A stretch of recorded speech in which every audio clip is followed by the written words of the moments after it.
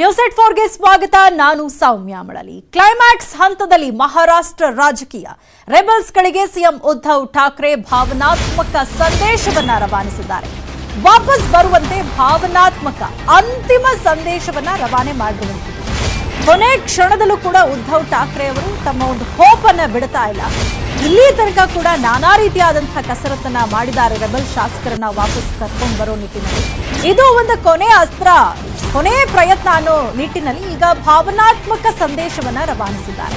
ನಮ್ಮ ಕುಟುಂಬದವರಾದ ನೀವಿನ್ನೂ ಶಿವಸೇನೆಯಲ್ಲೇ ಇದ್ದೀರಿ. ನಮ್ಮ ಮತ್ತು ನಿಮ್ಮ ನಡುವೆ ಕೆಲ ಗೊಂದಲಗಳಾಗಿರಬಹುದು. ಬನ್ನಿ, ಹಿಂದಿನದನ್ನೆಲ್ಲ ಮರೆಯೋಣ, ಒಟ್ಟಿಗೆ ಹೋಗೋಣ ಅಂತ ಭಾವನಾತ್ಮಕ ಸಂದೇಶವನ್ನ ಕೊಟ್ಟಿದ್ದಾರೆ. ಪಕ್ಷಕ್ಕೆ ವಾಪಸ್ ಬರುವಂತೆ ಉದ್ಧವ್ ಠಾಕ್ರೆ ಸಂದೇಶ ಕೊಟ್ಟಿದ್ದಾರೆ. ಸಂಜೆ ಕ್ಯಾಬಿನೆಟ್ ಸಭೆ ಕರೆದಿದ್ದಾರೆ ಸಿಎಂ ಉದ್ಧವ್ ಠಾಕ್ರೆ. ಕುತೂಹಲ ಕೆರಳಿಸಿದೆ ಸಂಜೆಯ ಕ್ಯಾಬಿನೆಟ್ ಮೀಟಿಂಗ್. ಕೊನೆ ಪ್ರಯತ್ನ ಅನ್ನೋ ನಿಟ್ಟಿನಲ್ಲಿ ನಾವೆಲ್ಲರೂ ಕೂಡ ಒಂದು ಮನೆಯವರ ತರ ಇದ್ವಿ, ನೀವಿನ್ನೂ ಶಿವಸೇನೆಯಲ್ಲೇ ಇದ್ದೀರಿ, ನಮ್ಮ ನಡುವೆ ಒಂದಷ್ಟು ಗೊಂದಲಗಳಾಗಿರಬಹುದು, ಬನ್ನಿ ಅದನ್ನ ಬಗೆಹರಿಸೋಣ ಅಂತ ಕೊನೆ ಪ್ರಯತ್ನ ಮಾಡಿದ್ದಾರೆ.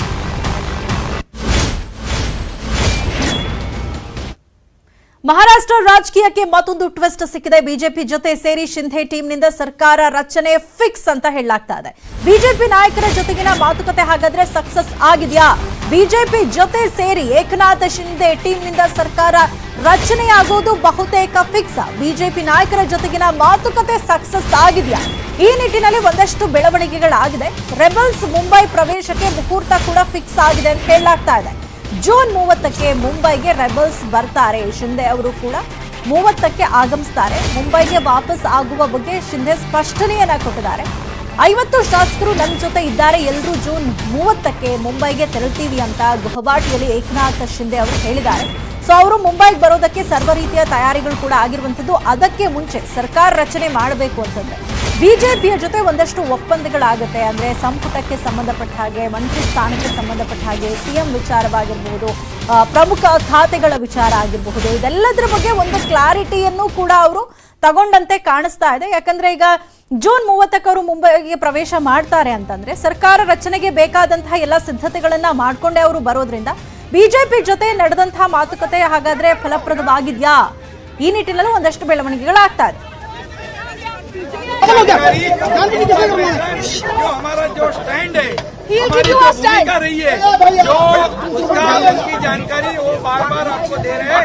हमारी जो बाला साहब ठाकरे हिंदुत्व की जो बात है हम लोग आगे ले जा रहे हैं और शिवसेना में हम लोग हैं और शिवसेना को आगे ले जा रहे हैं और इसमें कोई भी शंका की बात नहीं है. सर, आप राज्यपाल जैसे ही हमारा अगला जो कदम है, अगला जो स्टेप है, उसके बारे में हम लोग आपको जानकारी देंगे.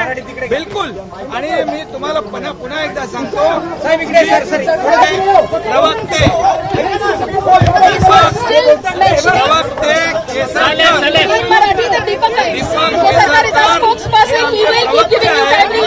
तुम्हाला वेळोवेळी याची माहिती देत आहेत आणि पुढची जी माहिती आहे ती देखील वेळोवेळी देतील. आपली जी भूमिका आहे त्या बाबतीमध्ये केसरकर साहेब स्वतः आपल्यापर्यंत माहिती देणार आहे. जात असताना माहिती मिळेल.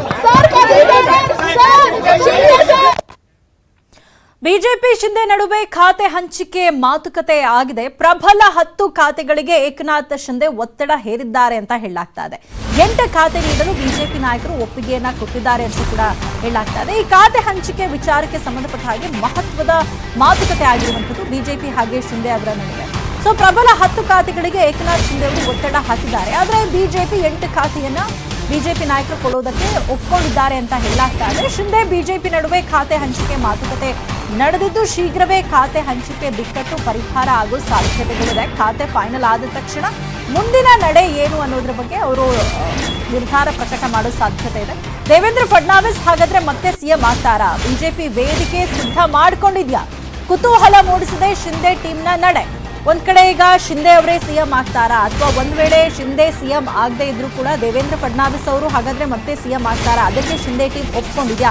ಒಂದ್ ವೇಳೆ ಬಿಜೆಪಿಯಿಂದ ಸಿಎಂ ಆಗಿದ್ದೇ ಆಗಲಿ ಹಾಗಾದ್ರೆ ಪ್ರಮುಖ ಯಾವ ಒಂದು ಬೇಡಿಕೆಗಳನ್ನ ಇವರ ಟೀಮ್ ನಿಂದ ಇಡಲಾಗುತ್ತೆ? ಇವರ ಟೀಮ್ ನಲ್ಲಿರುವಂತಹ ಶಾಸಕರನ್ನು ಕೂಡ ಅವರನ್ನು ಕೂಡ ಒಂದು ಪ್ರಬಲ ಖಾತೆಗಳನ್ನ ಕೊಡಬೇಕಾಗುತ್ತೆ. ಏಕನಾಥ್ ಶಿಂದೆ ಅವರ ಪಾತ್ರ ಇಲ್ಲಿ ಏನಾಗಿರುತ್ತೆ, ಯಾವ್ಯಾವ ಖಾತೆಗಳಿಗೆ ಇವರು ಬಿಜೆಪಿ ಮುಂದೆ ಡಿಮ್ಯಾಂಡ್ ಅನ್ನ ಇಟ್ಟಿದ್ದಾರೆ, ಈ ಕುರಿತಂತೆ ಒಂದಷ್ಟು ಮಹತ್ವದ ಮಾತುಕತೆ ಆಗಿದೆ ಬಿಜೆಪಿ ಜೊತೆ ಅಂತ ಹೇಳಲಾಗ್ತಾ ಇದೆ. ಪ್ರಮುಖ 10 ಖಾತೆಗಳಿಗೆ ಅವರು ಡಿಮ್ಯಾಂಡ್ ಅನ್ನ ಇಟ್ಟಿದ್ದು 8 ಖಾತೆಯನ್ನ ಕೊಡೋದಕ್ಕೆ ಈಗ ಬಿಜೆಪಿ ನಾಯಕರು ಒಪ್ಪಿಗೆ ಸೂಚಿಸಿದ್ದಾರೆ ಅನ್ನುವಂತಹ ಮಾಹಿತಿಗಳು ಲಭ್ಯ ಆಗ್ತಾ ಇದೆ. ಈ ಎಲ್ಲಾ ಡೆವಲಪ್ಮೆಂಟ್ಸ್ಗೆ ಸಂಬಂಧಪಟ್ಟ ಹಾಗೆ ಹೆಚ್ಚಿನ ಡೀಟೇಲ್ಸ್ ಅನ್ನ ಪಡ್ಕೊಳ್ಳೋಣ. ನಮ್ಮ ದೆಹಲಿ ಪ್ರತಿನಿಧಿ ಧರಣೀಶ್ ಇದೀಗ ನಮ್ಮ ಜೊತೆ ನೇರ ಸಂಪರ್ಕದಲ್ಲಿ ಜಾಯ್ನ್ ಆಗಿದ್ದಾರೆ. ಧರಣೀಶ್, ಕೊನೆ ಅಸ್ತ್ರ ಅನ್ನುವ ತರದಲ್ಲಿ ಈಗ ಉದ್ಧವ್ ಠಾಕ್ರೆ ಅವರು ಒಂದು ಭಾವನಾತ್ಮಕ ಸಂದೇಶವನ್ನ ರವಾನೆ ಮಾಡಿದ್ದಾರೆ. ಫೈನಲ್ ಆಗಿ ಇನ್ನೊಂದೇ ಒಂದು ಪ್ರಯತ್ನ ಮಾಡೋಣ ಅನ್ನೋ ನಿಟ್ಟಿನಲ್ಲಿ ಮತ್ತೊಂದು ಕಡೆ ಹೊಸ ಸರ್ಕಾರವನ್ನ ರಚನೆ ಮಾಡೋದಕ್ಕೆ ಏಕನಾಥ್ ಶಿಂದೆ ಅವರ ಟೀಮ್ನಿಂದಲೂ ಕೂಡ ಸರ್ವ ತಯಾರಿಗಳಾಗ್ತಾ ಇರುವಂತದ್ದು. ಸೊ ಈ ಒಂದು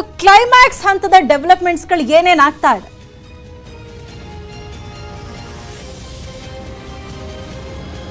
ಈಗ ರಾಜಕಾರಣದಲ್ಲಿ ಖಂಡಿತಕ್ಕೂ ಈ ರೀತಿಯ ಪ್ರಯತ್ನಗಳು ಆಗ್ತಾನೆ ಇರ್ತವೆ. ಅಂದ್ರೆ ಕಡೆ ಕ್ಷಣದವರೆಗೂ ಕೂಡ ಸರ್ಕಾರವನ್ನ ಹೇಗಾದ್ರೂ ಮಾಡಿ ಉಳಿಸ್ಕೊಳ್ಬೇಕು. ಅದಕ್ಕೋಸ್ಕರ ಈಗ ಫಾರ್ ಎಕ್ಸಾಂಪಲ್ ಏಕನಾಥ್ ಶಿಂದೆ ಅವರನ್ನೇ ಮುಖ್ಯಮಂತ್ರಿ ಮಾಡಲಿಕ್ಕೆ ರೆಡಿ ಅಂತೇಳಿ ಶಿವಸೇನೆ ಹೇಳ್ತಿದೆ.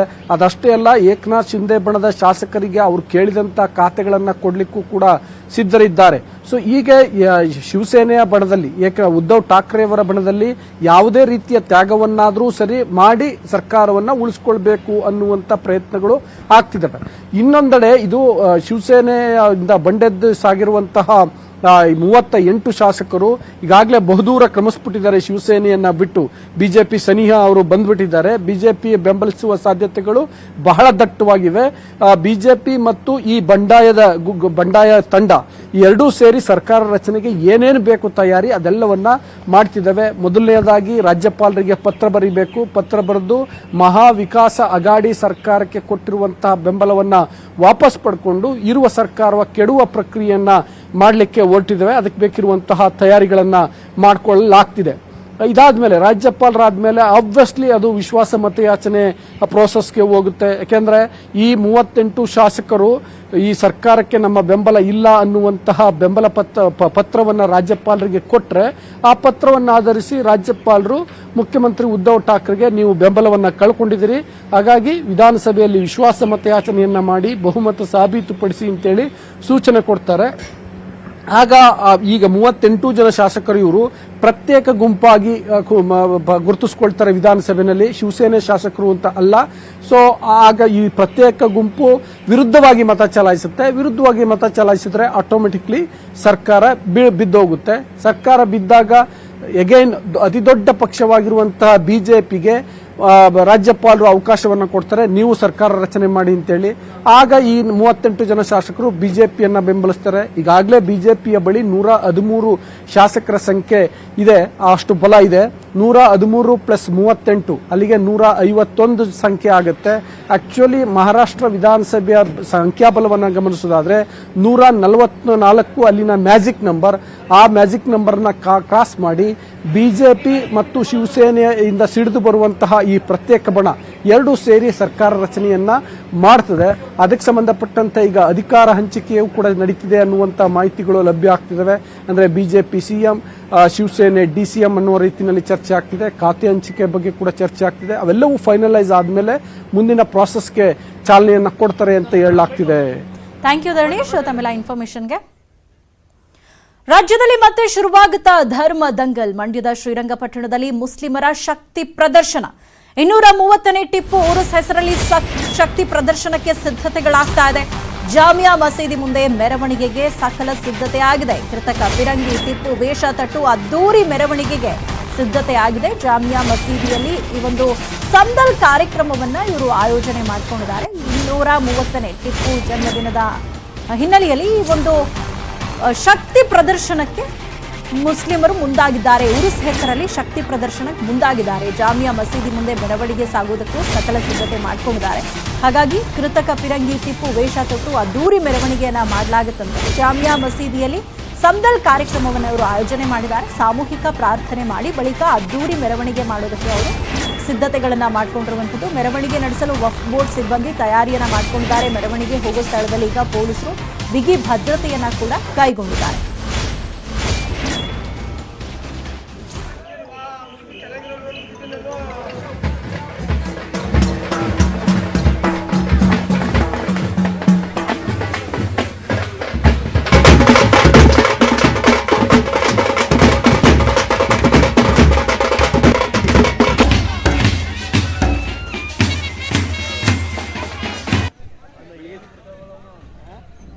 ಸೊ ನಾವು ದೃಶ್ಯಗಳಲ್ಲಿ ಇದೀಗ ನೋಡ್ತಾ ಇದ್ದೀವಿ ಯಾವ ರೀತಿಯಾಗಿ ಮೆರವಣಿಗೆಗೆ ಸಿದ್ಧತೆಗಳಾಗಿದೆ ಅಂತ. ಮಂಡ್ಯದ ಶ್ರೀರಂಗಪಟ್ಟಣದಲ್ಲಿ ಮುಸ್ಲಿಮರು ಈ ತರದೊಂದು ಬೃಹತ್ ಒಂದು ಮೆರವಣಿಗೆಯನ್ನ ನಡೆಸೋದಕ್ಕೆ ಎಲ್ಲಾ ರೀತಿಯಾದಂತಹ ಸಿದ್ಧತೆಗಳನ್ನ ಮಾಡ್ಕೊಂಡಿರುವಂಥದ್ದು.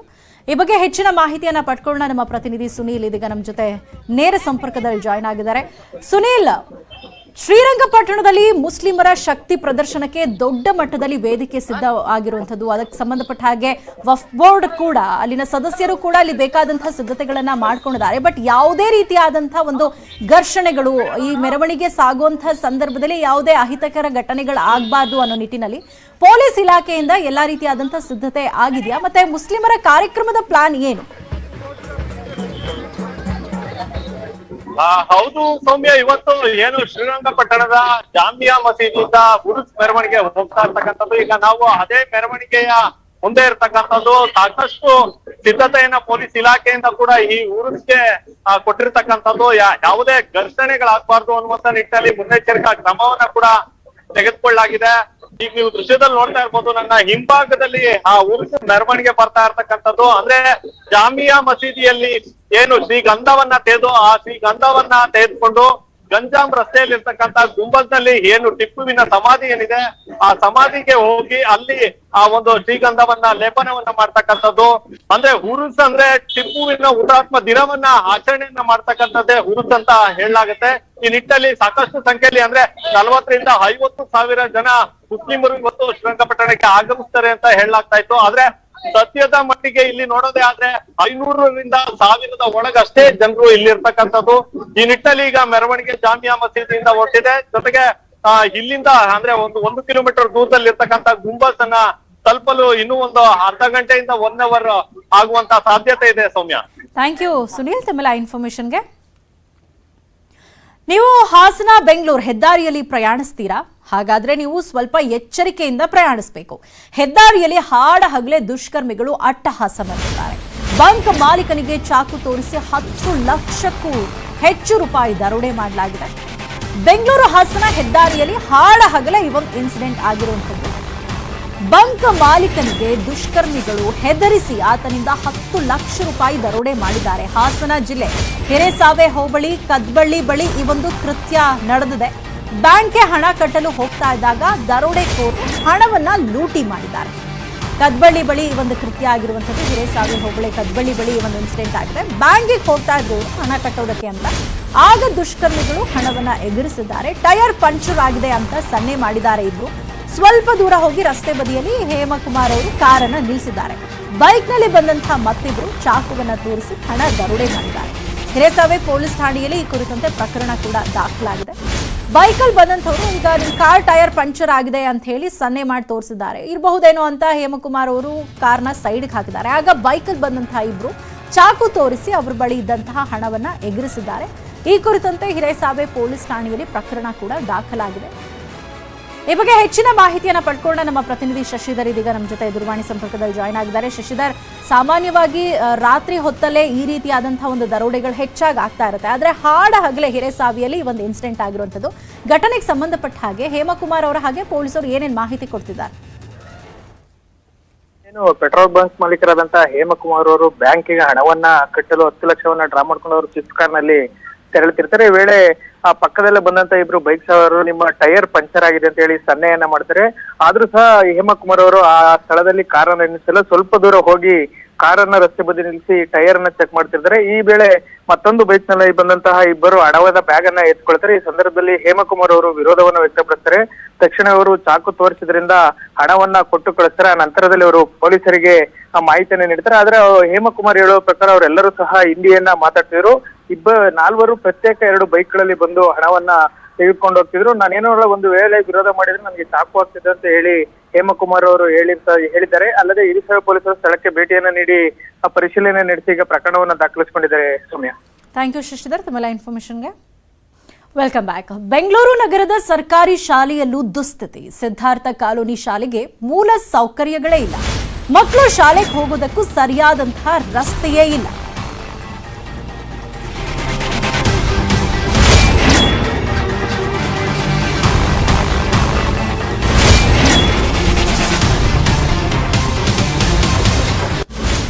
ಶಾಲೆಯ ಅಕ್ಕಪಕ್ಕದ ಜಾಗ ಸ್ಥಳೀಯ ಜನರು ಒತ್ತುವರಿ ಮಾಡಿಕೊಂಡಿದ್ದಾರೆ. ಕಿರಿದಾದ ದಾರಿಯಲ್ಲಿ ಮಕ್ಕಳು ಓಡಾಡಬೇಕು, ಕಲಿಕೆ ಎಲ್ಲವೂ ಕೂಡ ಮಕ್ಕಳಿಗೆ ಒಂದು ರೀತಿಯಾಗಿ ಮರೀಚಿಕೆ ಆಗಿರುವಂಥದ್ದು. ಮೂಲ ಸೌಕರ್ಯ ಒದಗಿಸಬೇಕಾಗಿದ್ದ ಸರ್ಕಾರವೇ ಇದೀಗ ಸೈಲೆಂಟ್ ಆಗಿದೆ. ಕುಡುಕರ ಅಡ್ಡವೂ ಆಗ್ತಾ ಇದೆ ಈ ಸರ್ಕಾರಿ ಶಾಲೆ. ಮದ್ಯದ ಬಾಟಲ್ಗಳನ್ನು ಶಿಕ್ಷಕರೇ ಎತ್ತಿ ಎಸೆಯೋ ಅನಿವಾರ್ಯತೆ ಕೂಡ ಇದೆ. ಒಂದ್ ಕಡೆ ಕುಡಿಯುವ ನೀರು, ಶೌಚಾಲಯವಂತೂ ಮಕ್ಕಳಿಗೆ ಇಲ್ವೇ ಇಲ್ಲ. ಮೂಲ ಸೌಕರ್ಯಗಳಿಲ್ಲದೆ ಈ ಶಾಲೆಗೆ ಹೋಗುವಂತಹ ಮಕ್ಕಳು ಪರದಾಡ್ತಿದ್ದಾರೆ. ಇಲ್ಲಿ ಸರಿಯಾದಂತಹ ವ್ಯವಸ್ಥೆಯನ್ನ ಕಲ್ಪಿಸಬೇಕಾದಂತಹ ಸರ್ಕಾರ ಕೂಡ ಸೈಲೆಂಟ್ ಆಗಿದೆ. ಕುಡುಕರು ಒಂದ್ ರೀತಿ ಅಡ್ಡ ಮಾಡ್ಕೊಂಡು ಬಿಟ್ಟಿದ್ದಾರೆ. ಆ ಕುಡಿದು ಅಲ್ಲೇ ಬಿಸಾಕ್ ಹೋದಂತಹ ಬಾಟಲಿಗಳನ್ನು ಸ್ವತಃ ಶಿಕ್ಷಕರೇ ತೆಗೆದು ಬಿಸಾಕಬೇಕಾದಂತಹ ಒಂದು ಪರಿಸ್ಥಿತಿ ಇರುವಂಥದ್ದು. ಮಕ್ಕಳಿಗೆ ಶಾಲೆಗೆ ಹೋಗೋದಕ್ಕೆ ಸರಿಯಾದಂತಹ ರೋಡ್ ಇಲ್ಲ, ಮೂಲ ಸೌಕರ್ಯಗಳಿಲ್ಲ, ಕುಡಿಯೋ ನೀರಿನ ವ್ಯವಸ್ಥೆ ಇಲ್ಲ. ಹೀಗೆ ನಾನಾ ರೀತಿಯಾದಂತಹ ಸಮಸ್ಯೆಗಳನ್ನ ಈ ಶಾಲೆಯ ಮಕ್ಕಳು ಅನುಭವಿಸ್ತಾ ಇದ್ದಾರೆ. ಸಿದ್ಧಾರ್ಥ ಕಾಲೋನಿಯಲ್ಲಿರುವಂತಹ ಸರ್ಕಾರಿ ಶಾಲೆ ಇದು. ಸರ್ಕಾರಿ ಶಾಲೆ ಅಂತಂದ್ರೆ ಅಲ್ಲಿ ಬೇಕಾದಂತಹ ಸೌಲಭ್ಯಗಳ ಕಡೆಗೆ ಶಿಕ್ಷಣ ಇಲಾಖೆ, ಸರ್ಕಾರ, ಶಿಕ್ಷಣ ಸಚಿವರು ಗಮನ ಹರಿಸಬೇಕು. ಆದರೆ ಯಾವ ರೀತಿಯಾಗಿದೆ ಇಲ್ಲಿ ಶಾಲೆ ಅಂತ ನೋಡಿದ್ರೆ ಇಲ್ಲಿ ಮಕ್ಕಳು ಬರೋದಕ್ಕೆ ಹಿಂದೆ ಹೆಟ್ ಹಾಕಬೇಕು, ಅಷ್ಟರ ಮಟ್ಟಿಗೆ ಸೌಲಭ್ಯಗಳಿಂದ ವಂಚಿತವಾಗಿರುವಂಥದ್ದು ಈ ಶಾಲೆ. ಹೆಂಗಿದೆ ಅಂದ್ರೆ ಯಾವ ನೀವು ಸ್ಕೂಲಿಗೆ ಪ್ರೈವೇಟ್ ಸ್ಕೂಲ್ಗೆ ಅಂತಾನೆ ಹೆಚ್ಚಿಗೆ ತುಂಬಾ ಚೆನ್ನಾಗಿ ಗೊತ್ತಾಗ್ಬಂದ್ರಿ ಮಕ್ಕಳು. ಬಟ್ ಸೌಲಭ್ಯ ಇಲ್ಲ. ಸೌಲಭ್ಯ ಹೆಂಗೆ ನೋಡ್ರಿ, ಕರೆಂಟ್ ಈಗ ಅವ್ರ ಮನೆಗಳೆಲ್ಲ ರಾತ್ರಿ ಕರೆಂಟ್ ಇಲ್ಲ. ಈಗ ಅಲ್ಲಿ ಆ ಫ್ಯಾಕ್ಟ್ರಿ ಮುಂದೆ ಹೋಗಿ ಕುತ್ಕೊಂಡು ಹೋಗ್ತವೆ. ಅವ್ರ ಮನೆಗಳಲ್ಲಿ ಏನು ಫೆಸಿಲಿಟಿ ಇಲ್ಲ. ನಮ್ಗೆ ಹೆಂಗಿರುತ್ತೆ? ಫ್ಯಾಕ್ಟ್ರಿ ಅವರು 120 ರೂಪಾಯಿ ಕ್ಯಾನ್ ಬಿಸ್ಲೇರಿ ವಾಟರ್ ದಿನ 2 ಕ್ಯಾನ್ ಕೊಡ್ತಾರೆ. ಯಾರೋ ಸ್ಕೂಲಲ್ಲಿ ಹೋಗ್ಬಿಟ್ಟು ಕೇಳ್ತಂದ್ವಿ ಏನಾರ ಬೇಕು ಅಂದರೆ ಈಗ ನಾನು ಬಿಲ್ ಹಾಕ್ಸ್ಕೊಂಡು ಹೋಗ್ತೀನಿ ಮೇಡಮ್. ಫ್ಯಾಕ್ಟ್ರಿ ಹತ್ರ ಹೋಗಿ ಕೇಳಿದ್ರೆ ಹೆಲ್ಪ್ ಮಾಡ್ತಾರೆ. ಮಕ್ಕಳ ಕಲಿಕೆ ಹೆಂಗಿದೆ ಅಂದ್ರೆ ಯಾವ ನೀವು ಸ್ಕೂಲಿಗೆ ಪ್ರೈವೇಟ್ ಸ್ಕೂಲ್ಗೆ ಅಂತಾನೆ ಹೆಚ್ಚಿಗೆ ತುಂಬಾ ಚೆನ್ನಾಗಿ ಗೊತ್ತಾಗ್ಬಂದ್ರಿ ಮಕ್ಕಳು. ಬಟ್ ಸೌಲಭ್ಯ ಇಲ್ಲ. ಸೌಲಭ್ಯ ಹೆಂಗೆ ನೋಡ್ರಿ, ಕರೆಂಟ್ ಈಗ ಅವ್ರ ಮನೆಗಳೆಲ್ಲ ರಾತ್ರಿ ಕರೆಂಟ್ ಇಲ್ಲ. ಈಗ ಅಲ್ಲಿ ಆ ಫ್ಯಾಕ್ಟ್ರಿ ಮುಂದೆ ಹೋಗಿ ಕುತ್ಕೊಂಡು ಹೋಗ್ತವೆ. ಅವ್ರ ಮನೆಗಳಲ್ಲಿ ಏನು ಫೆಸಿಲಿಟಿ ಇಲ್ಲ. ನಮ್ಗೆ ಹೆಂಗಿರುತ್ತೆ? ಫ್ಯಾಕ್ಟ್ರಿ ಅವರು 120 ರೂಪಾಯಿ ಕ್ಯಾನ್ ಬಿಸ್ಲೇರಿ ವಾಟರ್ ದಿನ 2 ಕ್ಯಾನ್ ಕೊಡ್ತಾರೆ. ಯಾರೋ ಸ್ಕೂಲಲ್ಲಿ ಹೋಗ್ಬಿಟ್ಟು ಕೇಳ್ತಂದ್ವಿ ಏನಾರ ಬೇಕು ಅಂದರೆ ಈಗ ನಾನು ಬಿಲ್ ಹಾಕ್ಸ್ಕೊಂಡು ಹೋಗ್ತೀನಿ ಮೇಡಮ್. ಸಿದ್ಧಾರ್ಥ ಕಾಲೋನಿ ಶಾಲೆಯಲ್ಲಿ ಮೂಲ ಸೌಕರ್ಯಗಳೇ ಇಲ್ಲದಂತಾಗಿದೆ. ಮೋರಿ ಪಕ್ಕದಲ್ಲೇ ಮಕ್ಕಳು ಪಾಠ ಕಲಿತಾ ಇದ್ದು ಸ್ವಲ್ಪ ಯಾಮಾರಿದ್ರು ಅಪಾಯ ಗ್ಯಾರಂಟಿ. ಈ ಬಗ್ಗೆ ನಮ್ಮ ಪ್ರತಿನಿಧಿ ಸವಿತಾ ನಡೆಸಿರುವ ಪ್ರತ್ಯಕ್ಷ ವರದಿ ಬನ್ನಿ ನೋಡೋಣ. ರಾಜಧಾನಿ ಬೆಂಗಳೂರಿನಲ್ಲಿ ಹಾಸ್ಯ ಒದಿಸುವಷ್ಟು ಸಮಸ್ಯೆಗಳಿದ್ದಾವೆ. ರಸ್ತೆ ಗುಂಡಿ ಸಮಸ್ಯೆ ಆಯಿತು, ಕಸದ ಸಮಸ್ಯೆ ಆಯಿತು, ನೀರಿನ ಸಮಸ್ಯೆ ಆಯಿತು, ಹೀಗೆ ಸಾಕಷ್ಟು ಸಮಸ್ಯೆಗಳಿದ್ದಾವೆ. ಎಂಎಲ್ಎಗಳು, ಸಂಬಂಧಪಟ್ಟ ಅಧಿಕಾರಿಗಳು, ಸರ್ಕಾರ ಏನ್ ಮಾಡ್ತಿದೆ ಅನ್ನೋ ಪ್ರಶ್ನೆ ಸಹ ಮೂಡುತ್ತೆ. ಸದ್ಯ ನಾನು ದಾಸರಹಳ್ಳಿಯ ಸಿದ್ಧಾರ್ಥ ಕಾಲೋನಿಯಲ್ಲಿದ್ದೀನಿ. ಇಲ್ಲಿನ ಮುಖ್ಯ ಸಮಸ್ಯೆ ಅಂದ್ರೆ ಸರ್ಕಾರಿ ಶಾಲೆ. ನೋಡ್ಬೋದು ನೀವು ಅಕ್ಕಪಕ್ಕದಲ್ಲಿ ಯಾವ ರೀತಿ ಸ್ಲಮ್ ಇದೆ. ಸ್ಲಮ್ ನಿವಾಸಿಗಳು ಇಲ್ಲೇ ನೆಲೆಸಿದ್ದಾರೆ. ಇದು ಸರ್ಕಾರಿ ಹಿರಿಯ ಪ್ರಾಥಮಿಕ ಶಾಲೆ. 2006ರಲ್ಲಿ ಶುರುವಾಗತ್ತೆ ಈ ಶಾಲೆ. 2006ರಿಂದ 2016ಕ್ಕೆ 10 ವರ್ಷ ಪೂರೈಸುತ್ತೆ. ಆದರೆ ಯಾವುದೇ ಮೂಲಭೂತ ಸೌಕರ್ಯ ಮಾತ್ರ ಈ ಶಾಲೆಗೆ ತಲುಪಿಲ್ಲ. ನೋಡ್ಬೋದು ಅಕ್ಕಪಕ್ಕದಲ್ಲಿ ಯಾವ ರೀತಿ ಮನೆಗಳಿದ್ದಾವೆ. ಮನೆಗಳಿಂದ ಯಾವ ರೀತಿ ಸಮಸ್ಯೆ ಆಗುತ್ತಂದ್ರೆ ರಾತ್ರಿ ಹೊತ್ತು ಅಕ್ಕಪಕ್ಕದ ಮನೆಯವರು ಕುಡಿದು ಇಲ್ಲೇ ಬಾಟಲ್ ಬಿಸಾಕೋದು, ಇಂತಹ ಘಟನೆಗಳು ನಡೀತವೆ. ಮಾರ್ನಿಂಗ್ ಬಂದು ಟೀಚರ್ಸೇ ಕ್ಲೀನ್ ಮಾಡ್ತಾರೆ ಅನ್ನುವ ಮಾತುಗಳು ಸಹ ಕೇಳ್ತಾ ಇದ್ದಾವೆ. ಸದ್ಯ ನಾವು ಸ್ಕೂಲ್ ಒಳಗೆ ಹೋಗಿ ಯಾವ ರೀತಿ ವ್ಯವಸ್ಥೆ ಇದೆ, ಏನೆಲ್ಲ ಸಮಸ್ಯೆ ಇದೆ ಅನ್ನೋದನ್ನ ನೇರವಾಗಿ ತೋರಿಸುವಂತ ಪ್ರಯತ್ನ ಮಾಡ್ತೀವಿ. ನೋಡ್ಬೋದು ಮುಖ್ಯವಾಗಿ 2 ಕ್ಲಾಸ್ ರೂಮ್ಗಳಿದ್ದಾವೆ. ಇಲ್ಲಿ ಸುಮಾರು 160 ಮನೆಯ ವಿದ್ಯಾರ್ಥಿಗಳು ಅಂದ್ರೆ 100ಕ್ಕೂ ಹೆಚ್ಚು ವಿದ್ಯಾರ್ಥಿಗಳು ಇಲ್ಲಿ ಬರ್ತಾರೆ ಪ್ರತಿನಿತ್ಯ ಸ್ಕೂಲ್ಗೆ. ನೋಡ್ಬೋದು ಒಳಗಡೆ ಸ್ಕೂಲ್ ಬ್ಯಾಗ್ ಇಡಲು ಜಾಗ ಇಲ್ಲದೆ ಇರೋ ಕಾರಣಕ್ಕೆ ಇಲ್ಲೇ ಕಾರಿಡಾರ್ ಅಲ್ಲಿ ಯಾವ ರೀತಿ ಮಕ್ಕಳು ಬ್ಯಾಗನ್ನು ಇಟ್ಟಿದ್ದಾರೆ ಅಂತ ನೋಡ್ಬೋದು. ಸದ್ಯ ಒಂದು ಸ್ಕೂಲ್ನಲ್ಲಿ 40 ಮಕ್ಕಳಿದ್ದಾರೆ. 2 ಕ್ಲಾಸ್ ರೂಮ್ ಇದ್ದಾವೆ. ಇದೊಂದು HOD ರೂಮು ಅಂದರೆ ಹೆಡ್ ಮಾಸ್ಟರ್ ರೂಮ್ ಆಗಿದೆ. ಇಲ್ಲಿ ಮುಖ್ಯವಾಗಿ ಶೌಚಾಲಯ ವ್ಯವಸ್ಥೆ ಇಲ್ಲ. ಬಂದಿರೋ ಮಕ್ಕಳು ಎಲ್ಲಿ ಶೌಚಾಲಯಕ್ಕೆ ಹೋಗ್ತಾರೆ? ಕುಡಿಯೋ ನೀರಿನ ಸಮಸ್ಯೆ ಇಲ್ಲ. ಇದನ್ನ ಟೀಚರ್ಸೇ ತಂದು ಇಲ್ಲಿಟ್ಟಿರೋದು. ಸದ್ಯ ನೋಡ್ಬೋದು ಇನ್ನೂ ಶೋಚನೀಯ ಅಂದರೆ ಈ ಸ್ಕೂಲ್ಗೆ 2 ಗೇಟ್ ಇದ್ದಾವೆ. ಸ್ಲಮ್ ನಿವಾಸಿಗಳು ಇಲ್ಲೇ ಇರೋದ್ರಿಂದ 2 ಗೇಟನ್ನು ಮಾಡಿದ್ದಾರೆ. ಇದು ಇನ್ನೊಂದು ಕ್ಲಾಸ್ ರೂಮು. ನೋಡ್ಬೋದು ಇಲ್ಲಿಯೂ ಅಷ್ಟೇ ವಿದ್ಯಾರ್ಥಿನಿಯರ ಸಂಖ್ಯೆ ಜಾಸ್ತಿನೇ ಇದೆ. ಅಂದರೆ 40ಕ್ಕೂ ಹೆಚ್ಚು ವಿದ್ಯಾರ್ಥಿನಿಗಳ ಸಂಖ್ಯೆ ಇದೆ. ಟೀಚರ್ಸ್ ಹೇಳೋದು ಇಷ್ಟೇ, ಇಲ್ಲಿ ಮಕ್ಕಳು ತುಂಬ ಚುರುಕಾಗಿದ್ದಾರೆ, ಶೈಕ್ಷಣಿಕ ಹಂತದಲ್ಲಿ ತುಂಬ ಆಕ್ಟಿವ್ ಆಗಿದ್ದಾರೆ. ಯಾವುದೇ ಪ್ರೈವೇಟ್ ಸ್ಕೂಲ್ಗೂ ಹೋಲಿಸಿದ್ರು ಇಲ್ಲಿ ಮಕ್ಕಳು ಯಾವುದಕ್ಕೂ ಕಮ್ಮಿ ಇಲ್ಲ. ಆದರೆ ಮೂಲಭೂತ ಸೌಕರ್ಯ ಮಾತ್ರ ಇಲ್ಲಿ ಒದಗ್ತಾ ಇಲ್ಲ ಅಂತ ಸದ್ಯ ನೋಡ್ಬೋದು. ಆಟ ಆಡೋಕ್ಕೆ ಮಕ್ಕಳಿಗೆ ಯಾವುದೇ ರೀತಿಯ ಗ್ರೌಂಡ್ನ ವ್ಯವಸ್ಥೆ ಇಲ್ಲ. ಶೌಚಾಲಯ ಕೊಠಡಿಗಳಿಲ್ಲ. ನೋಡ್ಬೋದು ಯಾವ ರೀತಿಯಾಗಿ ಒಂದು ದಿನ ಪೂರ್ತಿ ಮಕ್ಕಳು ಇಲ್ಲಿ ಕಳೆದು ಹೋಗ್ತಾರೆ ಅನ್ನೋದು ಪ್ರಶ್ನೆ ಮೂಡುತ್ತೆ. ಬಹುತೇಕ ಅಂದರೆ ಮಕ್ಕಳಿಗೆ ಇಲ್ಲಿ ಊಟದ ವ್ಯವಸ್ಥೆನೂ ಇಲ್ಲ. ಬೇರೊಂದು ಸ್ಕೂಲ್ನಲ್ಲಿ ತಯಾರಿಸಿದ ಊಟ ಆಯಿತು, ಹಾಲಾಯಿತು, ಇಂಥದ್ದೇ ಬರುತ್ತೆ. ಇದು ಸ್ಕೂಲ್ನ ಬ್ಯಾಕ್ ಗೇಟು ನೋಡ್ಬೋದು. ಇಲ್ಲಿನೂ ಮಕ್ಕಳು ದಿನನಿತ್ಯ ನೂರಾರು ಸಂಖ್ಯೆಯಲ್ಲಿ ಈ ಮೋರಿ ಮೇಲೆ ನಡ್ಕೊಂಡ್ ಬರ್ತಾರೆ. ಈ ಸ್ಕೂಲ್ಗೆ ಬರೋಕ್ಕೆ ರಸ್ತೆನೇ ಇಲ್ಲ. ಮೋರಿಯಲ್ಲಿ ನೋಡ್ಬೋದು ಯಾವ ರೀತಿಯಾಗಿ ಅಕ್ಕಪಕ್ಕದಲ್ಲೇ ಮನೆ ಇದ್ದಾವೆ. ಸೊ ಇಷ್ಟೇ ಕೇಳೋದು, ಸಂಬಂಧಪಟ್ಟ ಅಧಿಕಾರಿಗಳು, MLAಗಳು, ಸರ್ಕಾರ ಏನು ನಿದ್ರೆಗೆ ಜಾರಿದೆಯಾ ಅನ್ನೋದು. Savitha Ramachandra, news 18 Kannada, Bengaluru. Welcome back. Jal Jeevan mission ಯಶಸ್ವಿಯಾಗಲು ಹಳ್ಳಿ ಜನರು ಸಹಕಾರ ಕೊಡುವುದು ಬಹಳ ಮುಖ್ಯವಾಗಿದೆ. ಅಲ್ಲದೆ ಸಮುದಾಯಗಳು ಅದನ್ನು ಅಳವಡಿಸಿಕೊಳ್ಳಲು, ಹೊಂದಿಕೊಳ್ಳಲು ಮತ್ತು ಉಳಿಸಿಕೊಳ್ಳಲು ಸಿದ್ಧವಾಗಬೇಕಾಗಿದೆ. ಸಮುದಾಯಗಳನ್ನು ತೊಡಗಿಸಿಕೊಳ್ಳಲು ಅಧಿಕಾರ ನೀಡುವಲ್ಲಿ ವಾಟರ್ ಏಡ್ ದೊಡ್ಡ ಪಾತ್ರವನ್ನು ವಹಿಸ್ತಾ ಇದೆ. ಈ ಬಗ್ಗೆ ಮಿಷನ್ ಪಾನಿ ರಿಪೋರ್ಟ್ ಇಲ್ಲಿದೆ.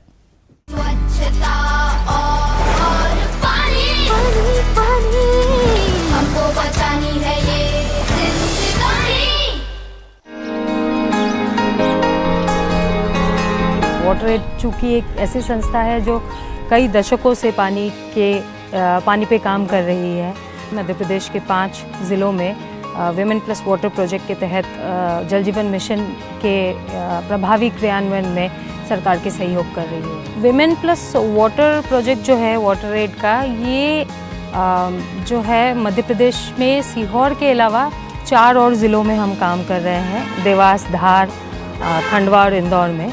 और इस प्रोजेक्ट के तहत हमारे यहाँ लक्ष्य यही रहता है कि कैसे हम समुदाय के स्तर पे महिलाओं को लाइफ स्किल ट्रेनिंग्स दें, ताकि वो अपने अपने समुदाय में एक चेंज एजेंट के रूप में उभर के आए और पानी के मुद्दों पे, चाहे वो वाटर क्वालिटी हो या वाटर सिक्योरिटी हो या गाँव के स्तरीय जो अपने इंस्टीट्यूशंस है, चाहे VWSC हो जो village water and sanitation committee हो, या फिर पंचायत के स्तर के जो समिति है, उनके सशक्तिकरण में हमारी जो डिस्ट्रिक्ट टीम्स है वो काफ़ी सहयोग करती है। तो इसमें अगर आप देखेंगे तो जो पाइप वाटर सप्लाई स्कीम्स जो गांव तक पहुंचेगी सरकार के माध्यम से, उसके रखरखाव, ऑपरेशन एंड मेंटेनेंस और आपके जो एक गांव में जो एक जागरूकता होनी चाहिए लोगों की पानी के प्रति, उनको एक तरह से हम तैयार करने की काम करते हैं ताकि जब ये योजना उनके गांव में चलने लगे तो वो अपने अपने गांव में जो योजना है उसको इफेक्टिवली मैनेज, ऑपरेट और मेंटेन और सस्टेन कर सके।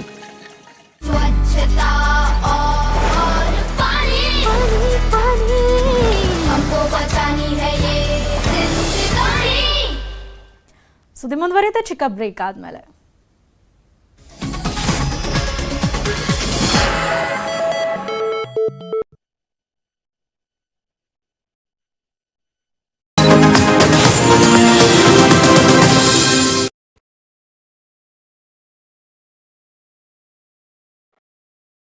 ಹೆಸರಲ್ಲಿ ಬಾಣಂತಿ ಹಸುಗೂಸು ಹೊರಕ್ಕೆ, ಅನಿಷ್ಠ ಮೌಢ್ಯತೆ ವಿರುದ್ಧ ನ್ಯೂಸ್ 18 ಕಾಳಜಿ ಬರುತ್ತೆ. ಋತುಮತಿಯಾದ್ರೆ ಬಾಣಂತಿಯರಾಗಿದ್ರೆ ಈ ಒಂದು ಊರಿನ ಹೊರಗಡೆನೆ ಗುಡಿಸಲು ಹಾಕೊಂಡು ಅಲ್ಲೇ ಇರ್ಬೇಕಾಗತ್ತೆ. ನಮಗೆಲ್ಲ ಹಿಂಸೆನೆ ಇರಕ್ ನಮಗೂ ಇಷ್ಟ ಇರಲ್ಲ, ಆದ್ರೆ ದೇವ್ರಿಗೆ ಎದ್ರಕೊಂಡಿದ್ದೀವಿ ಅಷ್ಟೇ. ನಿಯಮ ಉಲ್ಲಂಘನೆ ಮಾಡಿದ್ರೆ ದಂಡ ಹಾಕ್ತಾರಾ? ದಂಡ ಎಷ್ಟು ಹಾಕ್ತಾರೆ? ಎಷ್ಟಾವ್ರೆ ಅವ್ರಿಗೆ ನಾನು ಇಷ್ಟು ಅಂತ ಹೇಳ್ಬಿಡ್ತೀನಿ, ಅವ್ರು ಅಷ್ಟ ಹಾಕ್ತಾರೆ. ದಶಕಗಳಿಂದ ಮೌಢ್ಯಾಚರಣೆ ಬಡಿದೆಬ್ಬಿಸಿತು ನ್ಯೂಸ್ 18. ಇದು ಆಚರಣೆ ರಾಮನಗರ ಜಿಲ್ಲೆಯಲ್ಲಿ ಹಿಂದೆಯಿಂದನೂ ಕೂಡ ನಡ್ಕೊಂಡು ಬಂದಿದೆ. ಚಿತ್ರಲಿಂಗ ಸ್ವಾಮಿ, ರಂಗನಾಥ ಸ್ವಾಮಿ ಒಕ್ಕಲು ನಾವು ನಮ್ಮ ಮೂಲ ಬುಡಕಟ್ಟು ವಾಸವ ಜನವಾಗಿರೋದ್ರಿಂದ ಇದನ್ನ ನಮ್ಮ ಹಿರಿಕರು ಹಿಂದೆಯಿಂದ ಕೂಡ ನಡ್ಸ್ಕೊಂಡ್ ಬಂದಿದ್ದಾರೆ. ನಾವು ಅದನ್ನೇ ಇಲ್ಲಿವರೆಗೂ ಕಂಟಿನ್ಯೂ ಮಾಡ್ಕೊಂಡು ಹೋಗ್ತಾ ಇದ್ದೋ. ಇನ್ನು ಮುಂದೆ ಗ್ರಾಮಸ್ಥರುಗಳೆಲ್ಲ ಕುಂತ್ಕೊಂಡು ಒಂದು ತೀರ್ಮಾನ ತಗೊಂಡು ಜಸ್ಟ್ ಒಂದೇ 1 ಗಂಟೆ ಅಷ್ಟೇ. ಡಿಜಿಟಲ್ ಯುಗ ಅಂತ ಮಾತಾಡ್ತೀವಿ, ಆದ್ರೆ ಇಂಥ ಯುಗದಲ್ಲೂ ಇದೆಂಥ ಆಚರಣೆ. ದೂರವಾಣಿ ಸಂಪರ್ಕದಲ್ಲಿ ಮಹಿಳಾ ಮತ್ತು ಮಕ್ಕಳ ಕಲ್ಯಾಣ ಸಚಿವರು ಇವತ್ತೇ ಇನ್ನು ಕಿವಿ ಬಿದ್ದ ತಕ್ಷಣವೇ ನಾನು ಕಾರ್ಯಪ್ರವೃತ್ತ ಆಗ್ತೀನಿ. ನಮ್ಮ ಇಲಾಖೆಗಳನ್ನು ಕಳಿಸ್ತೀನಿ, ಅಧಿಕಾರಿಗಳನ್ನು ಕಳಿಸ್ತೀನಿ. ಆ ನಿಟ್ಟಿನೊಳಗೆ ಈ ರೀತಿ ಮುಂದೆ ಆಗಲಾರದಂತ ರೀತಿ. Welcome back. ಬಿಬಿಎಂಪಿ ವ್ಯಾಪ್ತಿಯಲ್ಲಿ ಹೊಸ ಶಾಲೆ ಕಾಲೇಜು ನಿರ್ಮಾಣ. ಬಿಬಿಎಂಪಿ ಪ್ರಸ್ತಾವನೆಗೆ ಸಿಎಂ ಬೊಮ್ಮಾಯಿ ಗ್ರೀನ್ ಸಿಗ್ನಲ್ ಕೊಟ್ಟಿದ್ದಾರೆ. ಅಮೃತ ನಗರೋತ್ಥಾನ ಯೋಜನೆಯಡಿಯಲ್ಲಿ ಹೊಸ ಶಾಲಾ ಕಾಲೇಜು ನಿರ್ಮಾಣಕ್ಕೆ ಸಿಎಂ ಬೊಮ್ಮಾಯಿ ಅವರು ಗ್ರೀನ್ ಸಿಗ್ನಲ್ ಕೊಟ್ಟಿದ್ದಾರೆ. ಬಿಬಿಎಂಪಿ ಒಂದು ಪ್ರಸ್ತಾವನೆಯನ್ನು ಸಲ್ಲಿಸಿತ್ತು. ಬಿಬಿಎಂಪಿಯಿಂದ ಹೊಸ ಶಾಲೆ ಕಾಲೇಜುಗಳ ನಿರ್ಮಾಣಕ್ಕೆ ಸಂಬಂಧಪಟ್ಟ ಹಾಗೆ ಸಿಎಂ ಬೊಮ್ಮಾಯಿ ಅವರು ಗ್ರೀನ್ ಸಿಗ್ನಲ್ ಕೊಟ್ಟಿದ್ದಾರೆ. ಅಮೃತ ನಗರೋತ್ಥಾನ ಯೋಜನೆಯಡಿಯಲ್ಲಿ ಹೊಸ ಶಾಲೆ ನಿರ್ಮಾಣ ಆಗುತ್ತೆ. ಹೊಸ ಶಾಲೆ ಕಾಲೇಜುಗಳ ನಿರ್ಮಾಣಕ್ಕೆ 118 ಕೋಟಿ ಅನುದಾನವನ್ನ ಬಿಡುಗಡೆ ಮಾಡಲಾಗಿದೆ. ಬೆಂಗಳೂರು ಪಕ್ಕದ 110 ಹಳ್ಳಿಗಳಲ್ಲೂ ಕೂಡ ಶಾಲಾ ಕಾಲೇಜು ನಿರ್ಮಾಣ ಆಗುತ್ತೆ. 77 ಕೋಟಿಗೆ ನಿರ್ಮಾಣ ಮಾಡಲಾಗುತ್ತೆ. 33 ಕೋಟಿಯಿಂದ ಉನ್ನತೀಕರಣಕ್ಕೆ ಪ್ಲಾನ್ ಅನ್ನ ಮಾಡಿಕೊಂಡಿರುವಂಥದ್ದು. ಇದೊಂದು ಉತ್ತಮವಾದಂತಹ ಒಂದು ಡೆವಲಪ್ಮೆಂಟ್ ಅಂತಲೇ ಹೇಳಬಹುದು. ಯಾಕಂದ್ರೆ ನಾವು ಈಗ ಸ್ವಲ್ಪ ಹೊತ್ತಿನ ಮುಂಚೆನೆ ಅಂದ್ರೆ ಬೆಂಗಳೂರಿನಲ್ಲಿ ಈಗ ಸದ್ಯ ಇರುವಂತಹ ಸರ್ಕಾರಿ ಶಾಲೆಗಳ ಕಾಲೇಜುಗಳ ಪರಿಸ್ಥಿತಿ ಯಾವ ರೀತಿಯಾಗಿದೆ, ಇಲ್ಲಿ ಮಕ್ಕಳು ಕಲಿಬೇಕು ಅಂತಂದ್ರೆ ಮೂಲ ಸೌಕರ್ಯಗಳಿಲ್ಲದೆ ಪರದಾಡುವಂತಹ ಒಂದು ಪರಿಸ್ಥಿತಿಗಳು ಸಾಕಷ್ಟು ಶಾಲೆಗಳಲ್ಲಿ ಇದೆ. ಹಾಗಾಗಿ ಬಿಬಿಎಂಪಿ ಒಂದು ಪ್ರಸ್ತಾವನೆಯನ್ನ ಸಲ್ಲಿಸಿತ್ತು. ಈ ಪ್ರಸ್ತಾವನೆಗೆ ಸಿಎಂ ಬೊಮ್ಮಾಯಿ ಅವರು ಗ್ರೀನ್ ಸಿಗ್ನಲ್ ಅನ್ನ ಕೊಟ್ಟಿದ್ದಾರೆ. ಹೊಸ ಶಾಲಾ ಕಾಲೇಜುಗಳನ್ನ ನಿರ್ಮಾಣ ಮಾಡೋದಕ್ಕೆ ಏನ್ ಬಿಬಿಎಂಪಿ ಪ್ರಸ್ತಾವನೆಯನ್ನ ಕೊಟ್ಟಿತ್ತು, ಇದಕ್ಕೆ ಸಿಎಂ ಬೊಮ್ಮಾಯಿ ಗ್ರೀನ್ ಸಿಗ್ನಲ್ ಅನ್ನ ಕೊಟ್ಟಿದ್ದಾರೆ. ಅಮೃತ ನಗರೋತ್ಥಾನ ಯೋಜನೆಯಡಿಯಲ್ಲಿ ಹೊಸ ಕಾಲೇಜುಗಳನ್ನ ನಿರ್ಮಾಣ ಮಾಡಲಾಗುತ್ತೆ. ಹೊಸ ಶಾಲಾ ಕಾಲೇಜುಗಳ ನಿರ್ಮಾಣಕ್ಕೆ 118 ಕೋಟಿ ಅನುದಾನವನ್ನ ಮೀಸಲಿಡಲಾಗುತ್ತೆ. ಬೆಂಗಳೂರು ಪಕ್ಕದ 110 ಹಳ್ಳಿಗಳಲ್ಲೂ ಕೂಡ ಶಾಲಾ ಕಾಲೇಜುಗಳನ್ನ ನಿರ್ಮಾಣ ಮಾಡಲಾಗುತ್ತೆ. 77 ಕೋಟಿಗೆ ನಿರ್ಮಾಣ, 33 ಕೋಟಿಯಿಂದ ಉನ್ನತೀಕರಣಕ್ಕೆ ಪ್ಲಾನ್ ಅನ್ನ ಮಾಡಿಕೊಳ್ಳಲಾಗಿದೆ. ಅಂದ್ರೆ ಈಗ ನಾವು ಮಕ್ಕಳ ಒಂದು ಕಲಿಕಾ ವಿಧಾನವೇ ಸಾಕಷ್ಟು ಅಡ್ವಾನ್ಸ್ಡ್ ಆಗಿರುವಂಥದ್ದು. ಸೊ ಇದಕ್ಕೆ ಸಂಬಂಧಪಟ್ಟ ಹಾಗೆ ಅದಕ್ಕೆ ಬೇಕಾದಂಥ ಒಂದಷ್ಟು ಉಪಕರಣಗಳಿರ್ಬೋದು, ಶಾಲಾ ಕಾಲೇಜುಗಳಿಗೆ ಏನು ಇಂಪಾರ್ಟೆಂಟ್ ಇರುತ್ತೆ ಅದನ್ನು ತೆಗೆದುಕೊಳ್ಳೋದಕ್ಕೂ ಕೂಡ ಒಂದಷ್ಟು ಹಣವನ್ನು ಈಗ ಮೀಸಲಿಡಲಾಗಿರುವಂಥದ್ದು. ಬಿಬಿಎಂಪಿಯಿಂದ ಈ ಒಂದು ಶಾಲಾ ಕಾಲೇಜುಗಳನ್ನು ನಿರ್ಮಾಣ ಮಾಡಲಾಗುತ್ತೆ. ಬಿಬಿಎಂಪಿ ಇದಕ್ಕೆ ಪ್ರಸ್ತಾವನೆಯನ್ನು ಸಲ್ಲಿಸಿತ್ತು. ಸಿಎಂ ಅದಕ್ಕೆ ಸಮ್ಮತಿಯನ್ನು ಕೊಟ್ಟಿದ್ದಾರೆ. 118 ಕೋಟಿ ಅನುದಾನದಡಿ ಹೊಸ ಶಾಲಾ ಕಾಲೇಜುಗಳು ನಿರ್ಮಾಣ ಆಗುತ್ತೆ. ಅದರ ಜೊತೆಗೆ ಆ ಶಾಲಾ ಕಾಲೇಜುಗಳಿಗೆ ಬೇಕಾದಂತಹ ಒಂದು ಸೌಲಭ್ಯಗಳೇನಿದೆ, ಉನ್ನತೀಕರಣಕ್ಕೆ ಬೇಕಾದಂತಹ ಒಂದು ಸೌಲಭ್ಯಗಳು ಏನೇನು ಕೊಡಬೇಕು ಅದಕ್ಕೂ ಕೂಡ 33 ಕೋಟಿಯನ್ನು ಮೀಸಲಿಡಲಾಗುವಂಥದ್ದು. ಬೆಂಗಳೂರು ಸೇರಿದಂತೆ ಬೆಂಗಳೂರು ಪಕ್ಕದ ಹಳ್ಳಿಗಳು ಅಲ್ಲೂ ಕೂಡ 110 ಹಳ್ಳಿಗಳಲ್ಲೂ ಕೂಡ ಶಾಲಾ ಕಾಲೇಜುಗಳನ್ನು ನಿರ್ಮಾಣ ಮಾಡಲಾಗುತ್ತೆ. ಇದಿಷ್ಟು ಸದ್ಯದ ನ್ಯೂಸ್ ಅಪ್ಡೇಟ್ಸ್. ನೋಡ್ತಾ ಇರಿ ನ್ಯೂಸ್ 18 ಕನ್ನಡ. ಜಾಲ ನಮ್ಮದು, ಬಲ ನಿಮ್ಮದು.